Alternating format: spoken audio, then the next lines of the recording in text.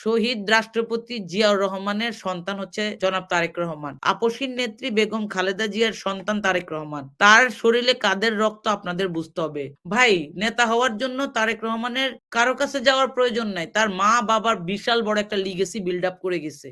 এই যে স্বাধীনতা অর্জনের পরে তারেক রহমানের যে ভূমিকা, তিনি স্পষ্ট বলে দিয়েছেন যে যারাই দুর্নীতি করবে তাদেরকে দল থেকে বহিষ্কার করা হবে। আসলে তার যে ভূমিকা বা তিনি যে লক্ষ্য করতে পারছে যে বাংলাদেশের মানুষ আসলে কি চাচ্ছে, দেশের জন্য পরিবর্তন চিন্তা ভাবনা, আসলে সেই বিষয়ে আমরা আসলে বাংলাদেশের মানুষ আশ্বস্ত হতে পারি কিনা, এটা আপনার কাছে জানতে চাবো। শুনেন, 111 থেকে শুরু করে এই পর্যন্ত আমাদের নেতা জনাব তারেক রহমানকে যে নির্মমভাবে নির্যাতন করা হয়েছিল বাংলাদেশে 111 এর সময়, এবং অতঃপর তাকে দেশের বাইরে পাঠানো হয়। পরবর্তীতে তার বিরুদ্ধে আপনার কয়টা মামলা হইছে? জাস্ট শুধু সিম্পলি বলেন। শেখ হাসিনা বাংলাদেশ থেকে ক্ষমতাচ্যুত হওয়ার পরে এখন পর্যন্ত ১০০ র উপরে তার বিরুদ্ধে শুধু হত্যা মামলা হইছে। ঠিক আছে? জনাব তারেক রহমানের বিরুদ্ধে একটা ভুয়া মানি লন্ডারিং এর মামলা দিয়েছিল। যে মামলাটা বিচারক কোনো কিছু পায় নাই। তাকে ওই মামলা থেকে খারিজ করে দেওয়ার কারণে সেই বিচারককে বাংলাদেশ থেকে চলে যাইতে হইছে। এই হচ্ছে আমাদের বিচার বিভাগের আইন এবং বিচার বিভাগের অবস্থা। তারপরে তাকে কি করলো? গ্রেনেড হামলার আম মানে ওখানে তাকে আসামি বানাইলো। তারেক রহমান কি শেখ হাসিনারে আপনার বঙ্গভবনে গ্রেনেড মারতে গেছিল? কোনোভাবেই কি তার কোনো ওখানে সম্পৃক্ততা ছিল? এই যে একটা ভুয়া মিথ্যা মামলা দিয়ে তাকে আপনার কন্ট্রোভার্সি করার চেষ্টা করছে। ওই জায়গাতেও কিন্তু তারা ব্যর্থ। তাহলে আর কি আছে? কিচ্ছু নাই আর। এই ২ টা মামলা দিয়ে তাকে কন্ট্রোভার্সি করার চেষ্টা করছে, এবং এছাড়া তারেক রহমানের বিরুদ্ধে শেখ হাসিনা আর কিছুই বলতে পারে নাই। যে কোনো কিছু নেই। ইভেন শেষ পর্যন্ত শেখ হাসিনা, "আয় বেটা বাংলাদেশে আয়।" এই ধরনের কথা প্রধানমন্ত্রী ছিল। অবৈধ প্রধানমন্ত্রী স্টেজে উঠে পাবলিকের সামনে তারেক রহমানকে ও মানে, "আয় বেটা বাংলাদেশে আয়" এই ধরনের কথাও বলছে। তাহলে আমরা ভাই সিম্পলি বলি, শুনেন, একজন মানুষ দেশে থেকে রাজনীতি করার যদি সুযোগটা পেত, তার লিডারশিপের স্কিল আর আপনার দেশের বাইরে থেকে চেষ্টা করা, এত ষড়যন্ত্র ভাই, এত ষড়যন্ত্র। ১৭ বছর ধরে বিএনপিকে কোণঠাসা করার চেষ্টা, নেতাকর্মীদের বিরুদ্ধে মামলা, গুম, খুন, হত্যা, কি করে নাই বলেন? এত কিছুর পরেও ইভেন শেষ পর্যন্ত উনি যে মানে ভাষণগুলা দিত আমাদের অনলাইনে, ফেসবুকে, এইসবও যেন টিভিতে প্রচার না করে, সেজন্য নিষেধাজ্ঞা করছে শেখ হাসিনা। তাহলে আর কিভাবে তারেক রহমানকে আপনার আ হ্যারাসমেন্ট করবে?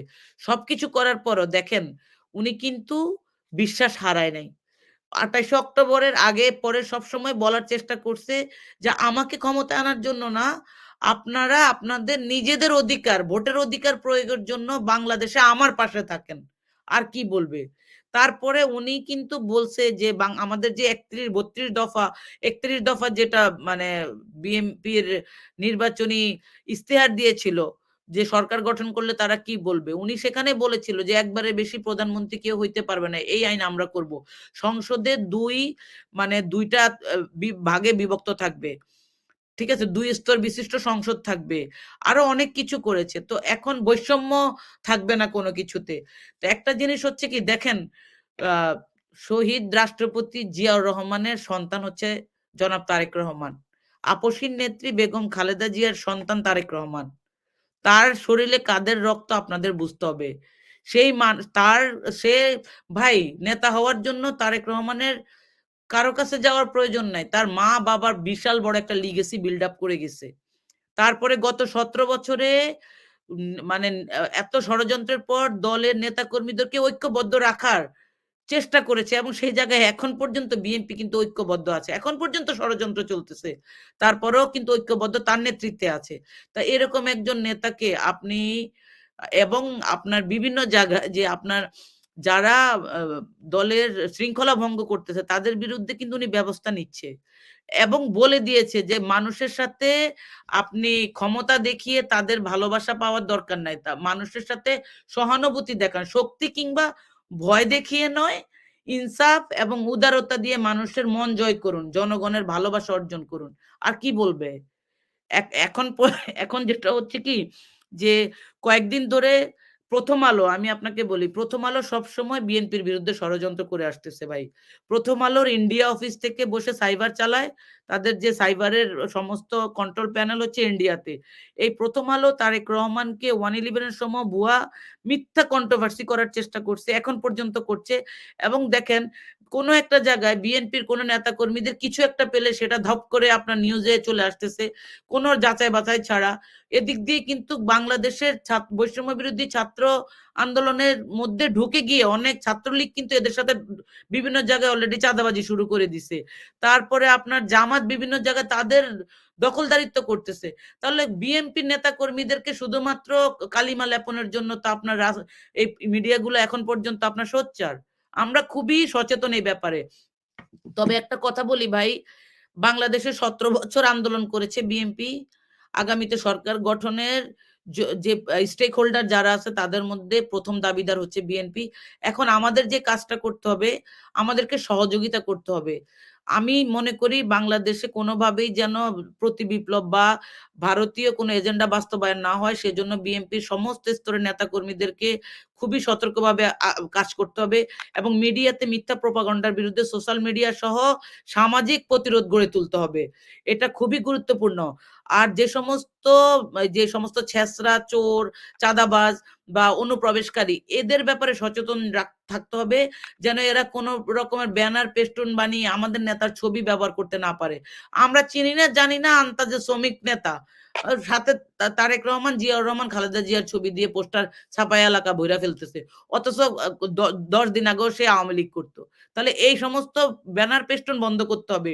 এগুলা দলের দপ্তরে যারা আছে, প্রচারের দায়িত্বে যারা আছে তাদের কাজ হচ্ছে এই ব্যাপারগুলাকে গুরুত্ব সহকারে দেখা। আপনি প্রত্যেকটা জায়গায় আমাদেরকে সচেতন থাকতে হবে। নেতাকর্মীরা একটা ভাই অনেক তো সহ্য করছেন আপনারা ১৭ বছর। আর কটা দিন সহ্য করেন। ষ ষড়যন্ত্রের বিরুদ্ধে কাজ মানে ঐক্যবদ্ধ থাকেন। দল যদি কোনোভাবে ভালোভাবে ক্ষমতায় আসে বা যদি সরকার গঠন করতে পারে তাহলে নেতা কর্মীদেরকে অবশ্যই মূল্যায়ন করবে। যারা ঠিকমতো পরীক্ষা দিয়ে সরকারি চাকরি পায় নাই, মেধা ভিত্তিতে তাদেরকে জায়গা করে দেওয়া হবে। যারা নির্যাতন নিপীড়নের শিকার হয়েছে তাদেরকে ব্যবস্থা করবে। কিন্তু আপনার তো সেই গণতান্ত্রিক সরকারের জন্য কাজ করতে হবে। এখনই যদি হালুম হালুম শুরু করে দেন, আওয়ামী লীগের লোকজনকে যদি আমরা শেল্টার দেওয়া শুরু করি এবং এরা তো সবাই পরিচিত। ভাই এখন সোশ্যাল মিডিয়া এমন একটা জিনিস, টিভির আগে আপনার সোশ্যাল মিডিয়াতে খবর চলে আসে। তাহলে আপনি কিভাবে এগুলাকে ঠেকাবেন? সেজন্য আমাদের প্রত্যেকটা নেতাকর্মীর স্টেপ করতে হবে। খুবই সতর্কভাবে আমাদের নেতাকে কন্ট্রোভার্সি করার চেষ্টা করেন না আপনারা। কারণ এই লোকটা ভাই কি বলবো আর? এই লোকটা ১৭ বছর ধরে এই দেশের জন্য যুদ্ধ করতেছে, গণতন্ত্রের জন্য যুদ্ধ করতেছে, জাতীয়তাবাদের জন্য যুদ্ধ করতেছে। তার পাশে থাকেন, তাকে সহযোগিতা করেন। ব্যক্তি স্বার্থের জন্য রাজনীতি করা উচিত না। আমাদের নেতা বলেছিল শহীদ রাষ্ট্রপতি জিয়াউর রহমান, "ব্যক্তির চেয়ে দল বড়, দলের চেয়ে দেশ বড়।"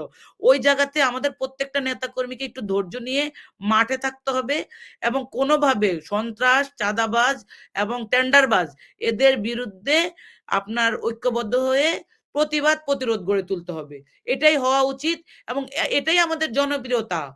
ভাই খালেদা জিয়া যখন ক্ষমতায় ছিল তখন আপনার কোনোভাবেই আপনার টেন্ডারবাজদেরকে প্রশ্রয় দেয় নাই। চাঁদাবাজদেরকে প্রশ্রয় দেয় নাই। ইভেন প্রত্যেকটা এমপি মন্ত্রীর বিরুদ্ধে কড়া নির্দেশনা ছিল।